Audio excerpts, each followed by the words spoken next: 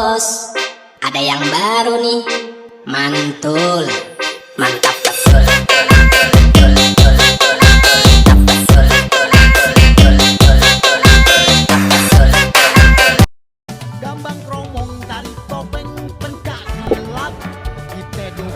Kalau emang udah niat, pasti yang nggak enak bakalan enak. Sama aja kayak orang cinta gitu. Ibaratnya tuh kata orang Betawi, tai kucing rasa coklat. Kan kalau emang udah cinta, udah seneng, pasti yang nggak enak jadi enak gitu.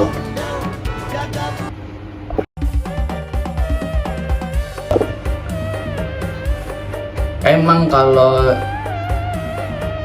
pondok, di salah satu pondok modern, kalau nggak salah harus ada yang dikalahin. Contoh kayak modern, dia kan nggak bisa memenuhi semua pelajaran ilmu disiplin yang 5 gitu. Contoh kayak nahu, sorok, mantik, balago, terus yang lain-lain lah gitu. Nah itu pasti harus ada ditinggalin, harus ada yang dikalahin.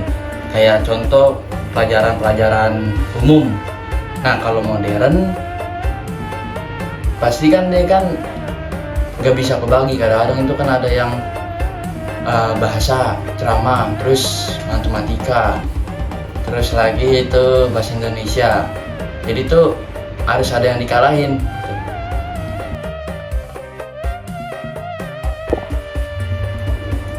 Keinginan mondok ke pesantren itu ya pertama dari diri sendiri gitu.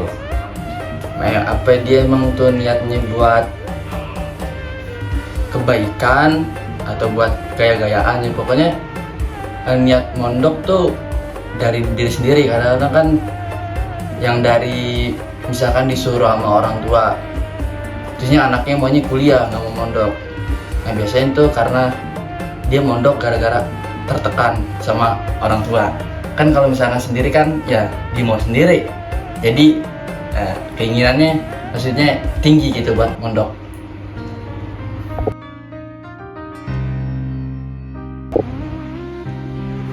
Alfian tuh saya sendiri insya Allah udah dapat 520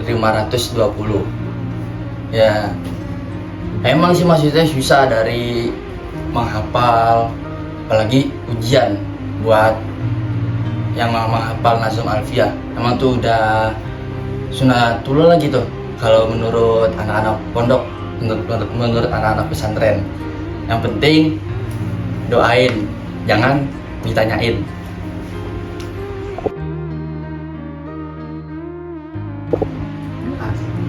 Kalau di kitab taklim tuh sebagian caranya itu yang pertama kita dapat satu bab yang udah dipelajarin, terus abis itu kita ulang. Nah abis kita ulang, pelajaran yang besok kita dapat, terus belajar lagi pelajaran yang kedua itu ya tar dulu, maksudnya pelajaran yang pertama dulu dibaca-baca, dihafal-hafal, habis itu yang kedua. Nah kalau dapet yang ketiga, dari satu lagi, dari satu, kedua, ketiga. Contoh kayak ngapalin nazom. Nazom pertama kita udah hafal, besok yang kedua kita hafalin.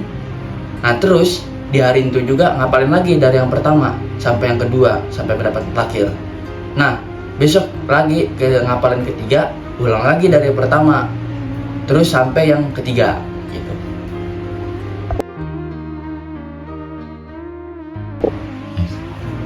Tujuan mondok itu di kitab Talmud Taklim itu disebutkan, ya kan?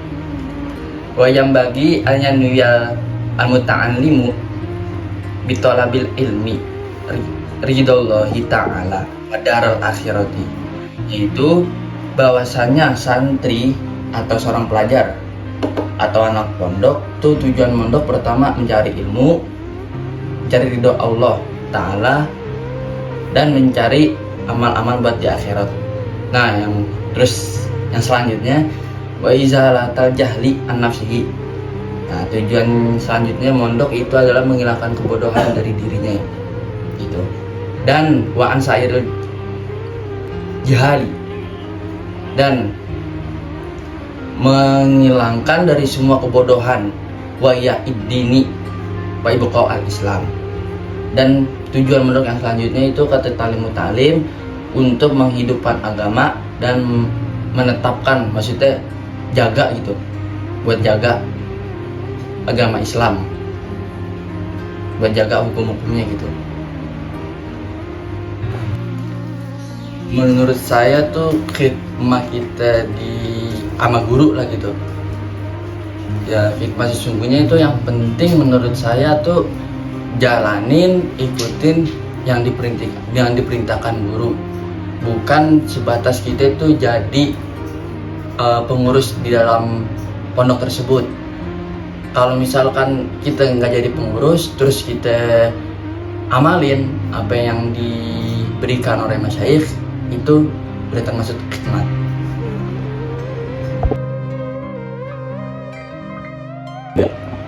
Menurut Imam Ghazali itu di dalam kitab Ihya, orang tua tuh ada 3. Yang pertama orang tua yang ngelahirin, orang tua yang membimbing, ya kan? Yang ketiga orang tua yang mana tuh anaknya kita nikahin. Nah yang pertama menurut saya nggak ada yang harus diprioritasin, ya kan? Pokoknya itu yang ketiga itu menurut saya sih semua penting gitu. Karena yang pertama orang tua yang ngelahirin kita itu membawa kita dari alam rahim ke alam dunia. Nah yang kedua itu orang tua kita yang mendidik, yaitu guru. Yaitu guru membawa kita dari alam dunia buat ke alam akhirat. Nah yang ketiga, mertua kita itu gara-gara mertua kita itu kita bisa menjalankan sunnahnya Nabi Sallallahu Alaihi Wasallam.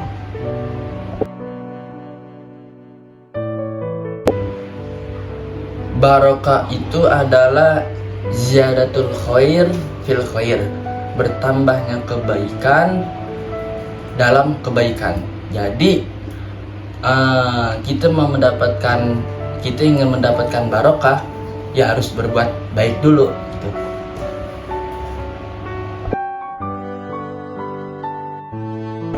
Allahumma ighfir likulli mayitin la yajidu man yad'u lahu. Kalau di Jawanya itu kan kalau kita ngaji di pelosok, yaitu dimanain Jawa, Allahumma ighfir, du Allah infir muga ngapura sinten au sapa Allah likulli maitin kedue saben-saben mayit ala yajidu kang ora nemu sapa man wong yad'u kang donga sapa man lahu kedue mayit. Kalau arti Indonesianya, ya Allah ampunilah semua orang yang mati, yang mana tidak ada orang yang mendoakan mayat tersebut. Lebih kurangnya seperti itu.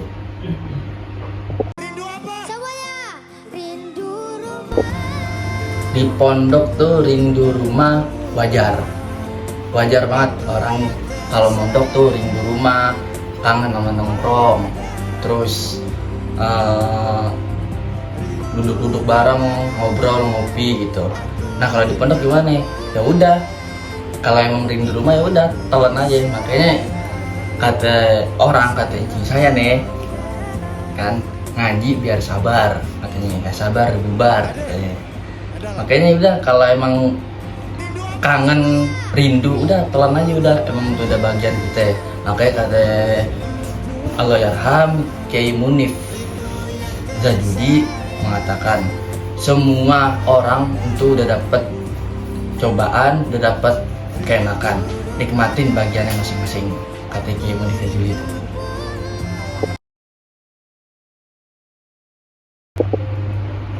Ilmu gosok tuh di pondok dibilang otodidak bisa, terus dibilang ada pelajarannya itu gimana ya, maksudnya gini, kita mondok tuh yang ada di depan kita, contoh kayak kita mau keluar, nah di sendal nih misalkan gitu, ya udah emang udah kesempatan, udah pakai aja gitu. Cuman kalau emang ngomongin dosa, ya dosa. Bahkan itu termasuk kalau di kitab Salamut Topik adalah menghalalkan yang haram, itu bisa menjadi murtad. Gosok itu apaan sih?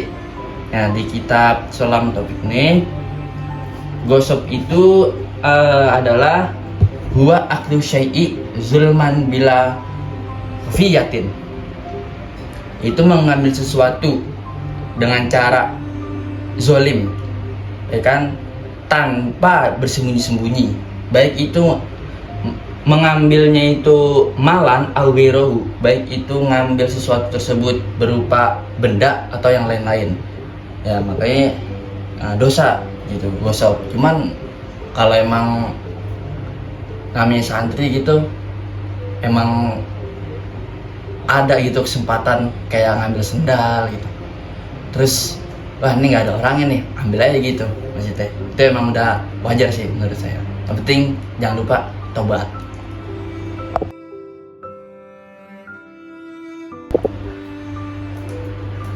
Hukum azan di liang lahat buat orang meninggal itu di Quran memang kagak ada, di hadis juga nggak ada.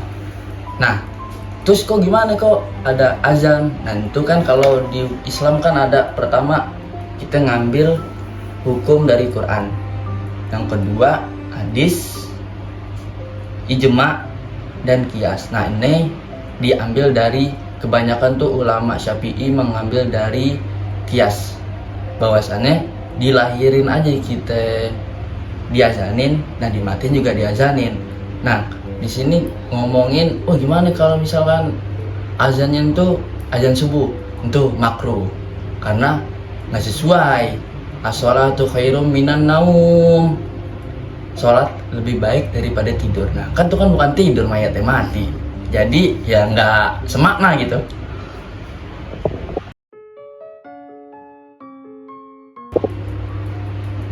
Ciri-ciri orang yang mendapatkan guru futuh, nah dari seorang ulama kan, termasuk guru saya gitu, orang yang tahu wah tuh guru futuh kita itu adalah kalau misalkan dia ngajar kita langsung dem, terus semua perkataan guru tersebut berkesan di hati kita dan kita bisa amalin. Menurut saya seperti itu.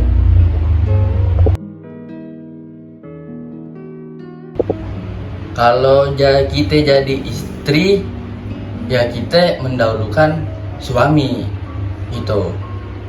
Kalau misal kayak contoh tuh di kitab Ukudul Jen, ada orang tuanya mati, orang tuanya sakit. Istrinya bilang, "Mbak, mau nengokin nih, bapak sakit." Suaminya bilang, ntar, jangan dulu, sampai mati itu jangan disamperin dulu gitu katanya. Maksudnya tuh dari sakit sampai mati tuh suaminya nggak ngizinin istrinya buat nengokin sampai mati tuh gitu. Nah makanya itu inilah maksudnya ibarat buat istri taat ke suami.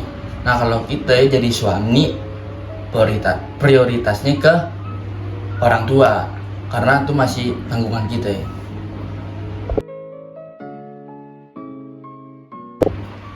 Plus minus pondok, baik apa enggaknya gitu, enak apa enggaknya itu emang pasti ada, ya kan, pasti ntar dirasain sama santri gitu. Ya plus mondok yang pertama yaitu kita pulang dapat ilmu, pengen berangkat kita dapat duit. Minusnya apa ya, itu capek, belum sakit gitu. Semua perkara emang pasti menurut saya gitu setiap perkara yang enak pasti melalui nggak enak, pasti itu. Ya ada yang bilang ida tamal amru badan naksu, ketika sempurna semua perkara pasti akan tampak kekurangannya.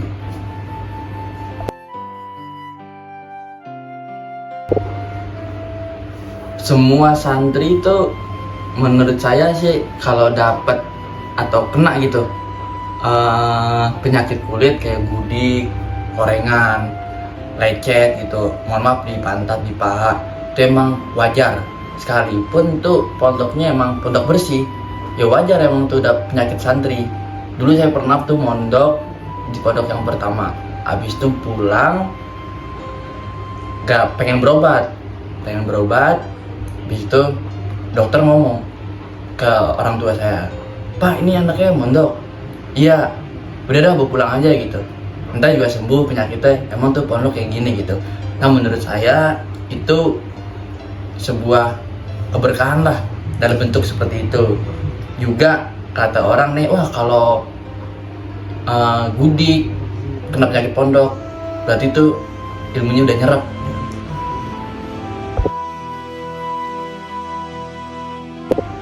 Saya punya guru namanya Muhammad Syafi'i dari Demak, ya kan.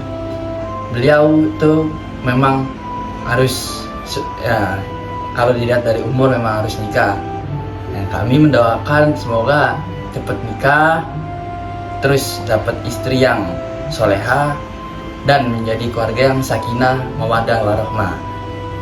Dan juga Pak Syafi'i itu terkenal di pondok ya wajar, karena beliau tuh orangnya tuh happy dan orangnya tuh los, maksudnya nggak minta dihormatin. Juga ya artis dari Al-Falah Peloso Mojo Kediri.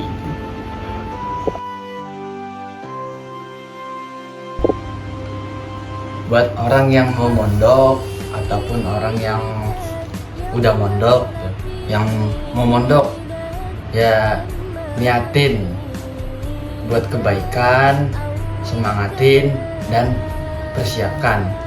Nah buat orang yang udah mondok, dia menjadi statusnya santri, ya semangat, istiqomah dan siap kesusahan gitu. Terus buat orang tua jangan khawatir, insya Allah masalah rezeki udah Allah yang ngasih, min haitsu la yahtasib. Insya Allah keberkahan anak mondok. Terus yang penting istiqomah, terus mondok yang benar sebelum menyesal di kemudian hari.